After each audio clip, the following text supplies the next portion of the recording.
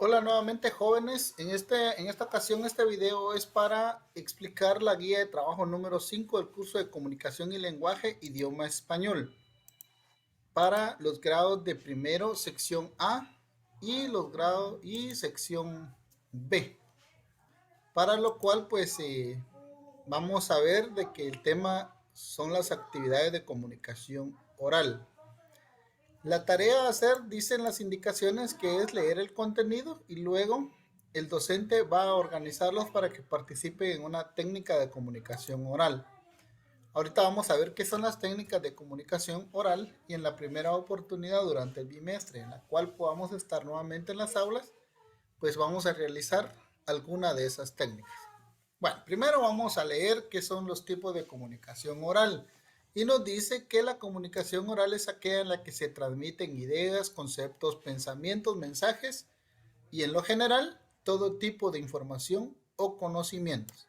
¿Cómo se hace eso? Mediante la vía verbal articulada. Así, por ejemplo, un diálogo entre dos personas o un discurso de un presidente pueden ser los ejemplos más claros de lo que es una comunicación oral. Ahora, ¿cuáles son esos tipos de comunicación oral? La asamblea, la entrevista, el simposio, la conferencia, el debate, el discurso, el diálogo, la exposición, el foro, panel, reunión, simposio y seminario. El discurso es muy similar a una conferencia, salvo que aquí el auditorio no participa en el discurso y se limita simplemente a escuchar. Por ejemplo, cuando un presidente o un candidato a un cargo político da un discurso, pues simplemente todos se dedican a escucharlo. Entonces, eso sería un ejemplo de discurso. En el debate, dos personas o dos grupos de personas se encuentran para exponer ante un auditorio dos puntos encontrados sobre un mismo tema. Los debates se dan cuando hay un tema sobre alguna problemática, pónganle ustedes sobre el aborto, y un grupo está de acuerdo con que exista el aborto porque de repente la persona o la mujer que está embarazada es una niña que fue violada o la mujer que está embarazada corre riesgo de morir y entonces puede generar que un grupo de personas considere que es bueno el aborto. Por otro lado, va a haber un grupo que dice que no, porque la vida se respeta, porque la vida la dio Dios. Y bueno, esas dos ideas encontradas generan que exista un debate en el cual hay opiniones, hay argumentos y un moderador es el que se encarga de hacer que los grupos que están opuestos expongan esas opiniones y hagan valer sus argumentos o defiendan sus tesituras y lógicamente pues no se sabe si va a ganar alguien el debate o simple y sencillamente va a estar mal el debate. Eso va a depender de la forma como se expresen y cómo expongan sus ideas cada uno de los grupos. Aquí vemos algunos ejemplos de temas. Dice en el tratamiento para un psicópata, el debate de crianza versus naturaleza, el ADN,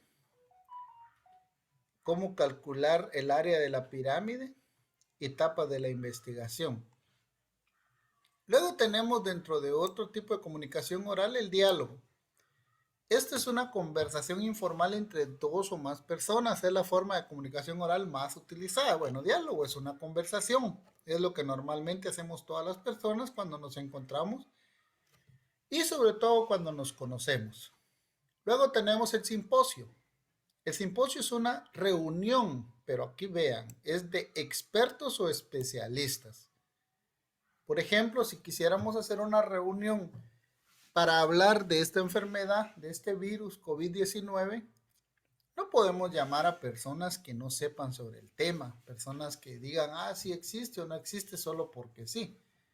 Tienen que haber personas expertas sobre ese tema que puedan darnos a conocer ideas mejores para tratar la enfermedad. Bueno, en este tipo de actividad de comunicación oral, cada experto o especialista expone de forma breve y en forma sucesiva y continua El propósito de esto no es generar controversión ni debate, sino que simplemente explicar de mejor manera un tema específico. Tenemos el seminario. El seminario es una técnica de estudio en grupo dirigida por especialistas también a personas que tienen conocimiento avanzado sobre esa temática. Por ejemplo, los médicos son personas que saben sobre su oficio, han estudiado para ello, pero hay médicos que se han experimentado más y en un momento dado, por ejemplo, ¿verdad? Invitan a algún médico de pediatría de alguna universidad como la de Oxford o alguna universidad mexicana a dar una charla sobre nuevas técnicas de pediatría a los pediatras de Guatemala. Entonces, acá estaría un caso específico en donde este experto extranjero o local, podría ser un local también, viene y da un seminario sobre ese tipo de tema. Y lógicamente los que lo van a recibir son personas que saben sobre el tema. En la asamblea se da un nivel interno en una institución o organismo o grupo que se ha unido para conformar una causa. Hay dos tipos de asamblea, las ordinarias y las extraordinarias. Bueno, pues las asambleas son grupos de personas que están dentro de una organización o dentro de un establecimiento en la cual pues cada vez que toman decisiones se reúnen para considerar si las decisiones son buenas o malas, haciendo de cierta forma un tipo de votación en donde la mayoría gana. Son ordinarias cuando ya están prefechadas o planificadas en el año y son extraordinarias cuando surgen por la necesidad pronta de arreglar una situación que estaba imprevista. Entonces se genera una asamblea extraordinaria, es decir, que no estaba fechada. En el caso del panel se dice que se da cuando una persona o un grupo de personas hacen una exposición en un auditorio en forma de diálogo. Recordemos que el auditorio es el grupo de personas que escucha al expositor o al panelista en este caso. La exposición normalmente debería de ser de 60 minutos. Entonces, eso sería lo que es un panel, ¿verdad? Se da ese tipo de exposición a un grupo de personas en forma de diálogo. Es decir, expresa sus ideas el panelista y las personas pueden preguntar o rebatir sus ideas. El foro también es una exposición de un tema determinado que se realiza generalmente o que realizan personas de empresas, pero también la pueden realizar los estudiantes. La diferencia del foro y el panel es que en el foro los temas son solo de una rama, por decirlo de una manera, y por ende están divididos en subtemas. Y en este tipo de actividad foro no hay una especie de diálogo con el auditorio, sino que las dudas se puede decir que se sacian o se responden al final del foro. En una entrevista, pues, es una serie de preguntas que se le hace a una persona de manera oral. Y pues tiene que tener el entrevistador habilidades para entrevistar a los demás. Y también pues hay que tener habilidades para ser entrevistados. Esto es lo más común que se da cuando una persona busca empleo, ¿verdad? La persona encargada de entrevistar pregunta si conoce a la empresa, si sabe a qué se dedica, de qué se graduó, si ha trabajado en otros lugares iguales, en fin, todo lo que le interesa a la empresa saber de la persona que busca el empleo. El entrevistador se encarga de preguntarlo para llenar datos que le sirven a su empresa.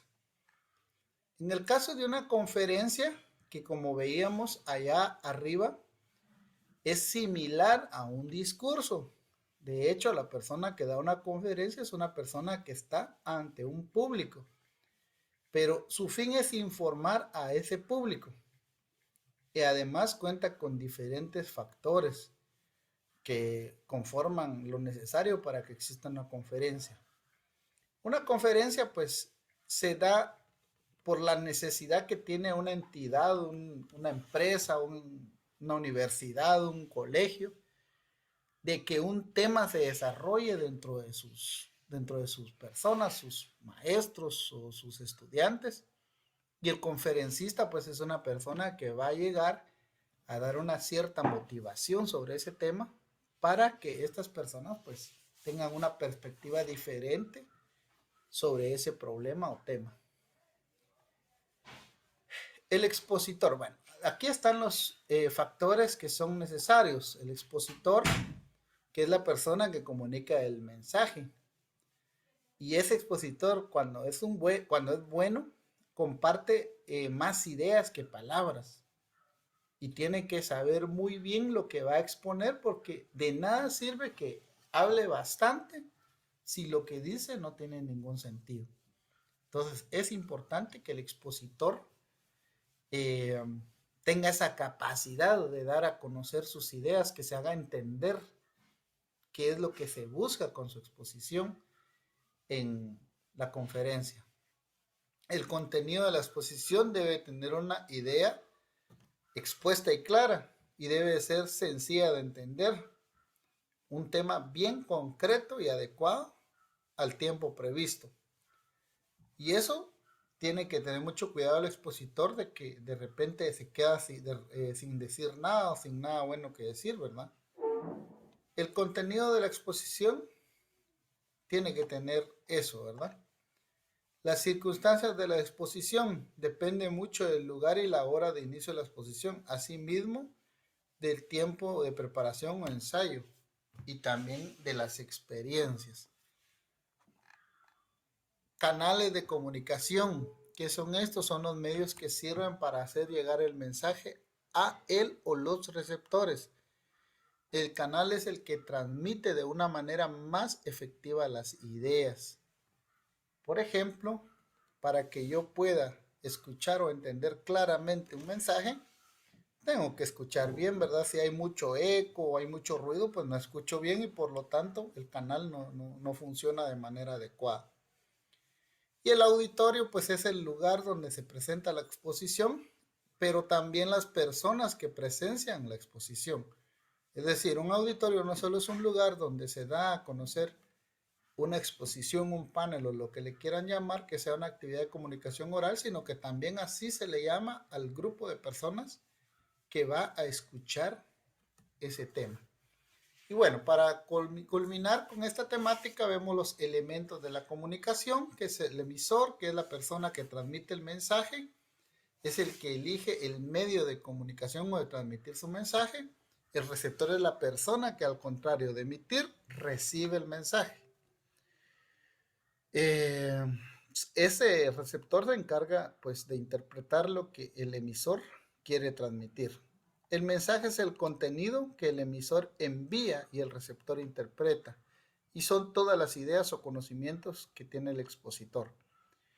El canal es cualquier medio de comunicación por el cual se transmite el mensaje y establece una conexión entre el emisor y el receptor.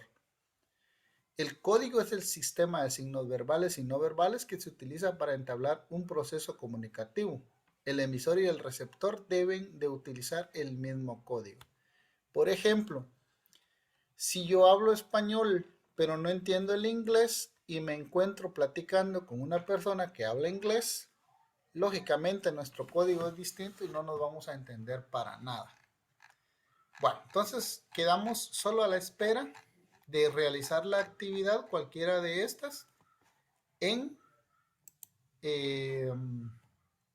el momento en el que ya tengamos la posibilidad de vernos con las burbujas. Entonces, muchas gracias, jóvenes, y que Dios los bendiga, pero más adelante les voy a enviar un video para hacerles notar lo de el libro y la caligrafía.